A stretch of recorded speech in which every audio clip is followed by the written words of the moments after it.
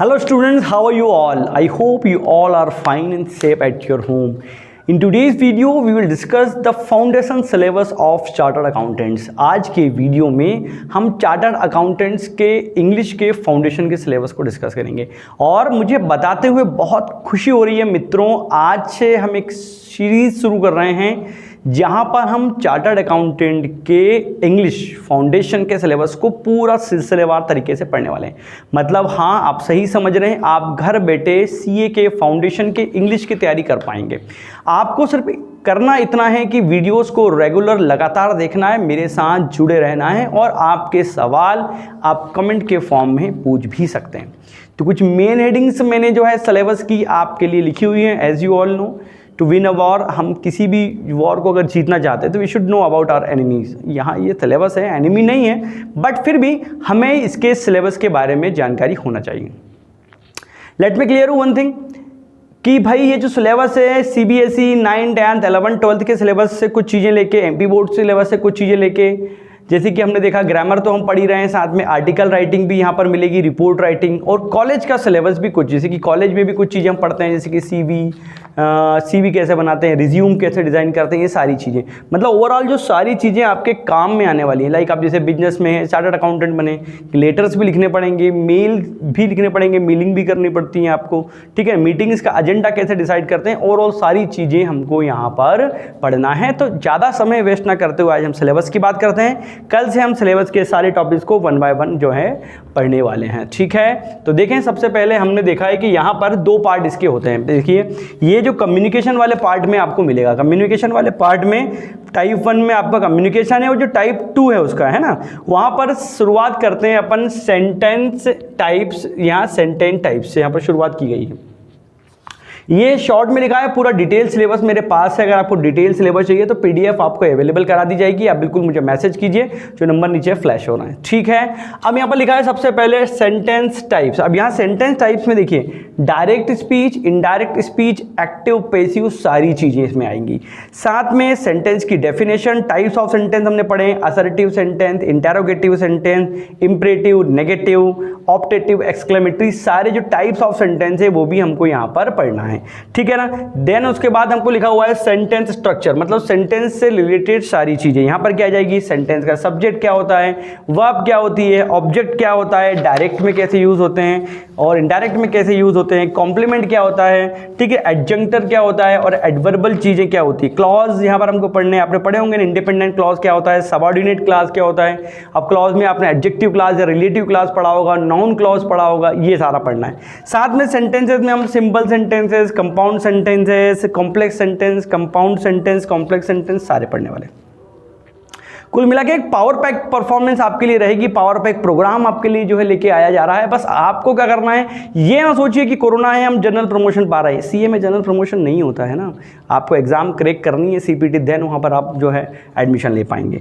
Direct speech, indirect speech पढ़ेंगे, pronounce पढ़ना है, टेंस पढ़ना है, हमको मॉडल्स पढ़ना है, एक्सक्लेमेटरी सेंटेंस, इंपरेटिव सेंटेंस, सबके नियम हमको पढ़ना है। डायरेक्ट इनडायरेक्ट स्पीच भी पढ़नी है, एक्टिव वाइज, पैसिव वाइज, पूरे रूल, सारी चीज़ें डिटेल में आपको पढ़ना है।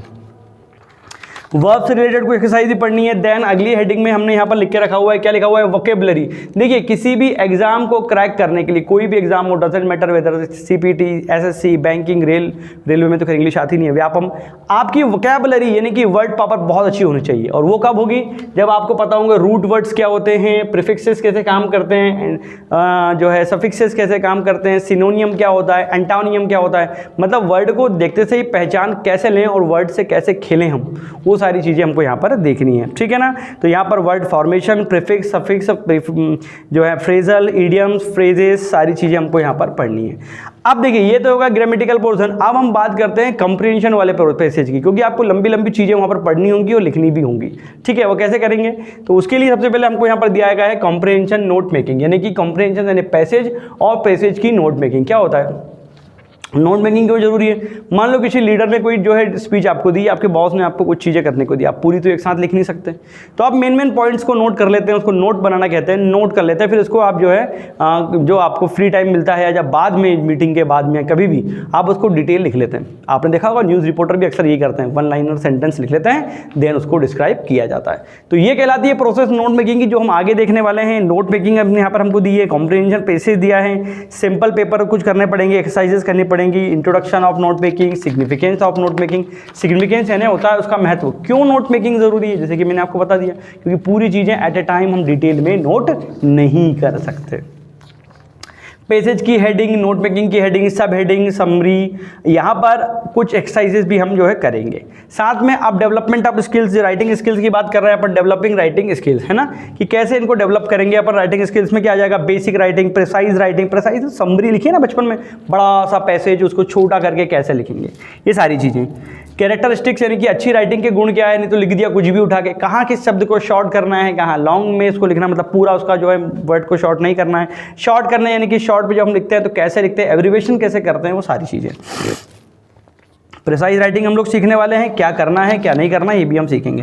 Then article writing, article writing आपने 10th CBSE में भी पढ़ा होगा, 11th में भी कुछ पार्ट पोर्शन इसका है। आर्टिकल कैसे लिखते हैं, किसी भी घटना वगैरह का हम वो चीज़ देखते हैं, जैसे कि आर्टिकल कौन लिख रहा है, टाइटल उसका क्या हो जाएगा, इंट्रोडक्शन, मेन आइडिया, थीम और उसकी एक्सरसाइजेस कुछ, ठीक है ना। देन रिपोर्ट राइटिंग, किसी घटना के बेस पे हम रिपोर्ट लिखते हैं, अलग अलग प्रकार की रिपोर्ट कैसे लिखी जाती है, इनका टाइटल कैसे दिया जाता है, सब हेडिंग्स क्या होती हैं, हेडिंग्स कैसे लिखी जाती है, डेट कहाँ लिखना है, प्लेस कहाँ लिखना है, सारी चीज़ें, ठीक है।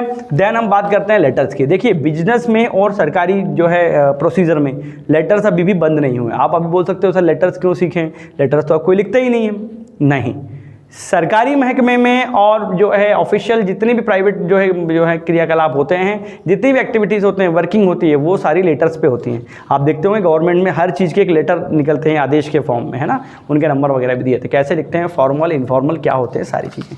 अब लेटर्स की जगह कई जगह अब आज जो है इलेक्ट्रिक ज़माना, ई टेक्नोलॉजी का ज़माना है, तो मेल्स ने उसकी जगह ले ली है। तो अब ईमेल्स कैसे लिखे, फॉर्मल इनफॉर्मल ईमेल्स कैसे लिखें, ये भी हम इसमें सिलेबस में जो है हमको दिया हुआ है, वो भी हम पढ़ेंगे। लेटर्स के साथ मेल्स, साथ में रिज्यूम या सीवी। अब किसी भी प्राइवेट ऑर्गेनाइजेशन में या कहीं भी आप जो है अप्लाई करते हैं, आपको रिज्यूम या सीवी बनाना होता है। कैसे बनाते हैं, क्या लिखना है, क्या छोड़ना है, कितना लिखना है, ये भी चीज़ें हम डिस्कस करने वाले हैं। साथ में मीटिंग्स को भी डिस्कस करेंगे कि मीटिंग का, अब जैसे कोई मीटिंग हो गई तो क्या होता है, पहले कोई आइडिया आया कि यार चलो एनुअल फंक्शन को लेकर मीटिंग कर लेते हैं, आइडिया दे रहा हूँ मैं आपको, फिर नोटिस निकलेगा, मीटिंग का एजेंडा तैयार होगा, फिर क्या होगा, ड्राफ्टिंग होगी उसकी कि भाई कितने समय में करेंगे, क्या करेंगे, और फिर उसकी एक्शन रिपोर्ट होगी। तो ये सारी चीज़ें मीटिंग के अंतर्गत आती हैं। ये इसका डिटेल सिलेबस है दोस्तों।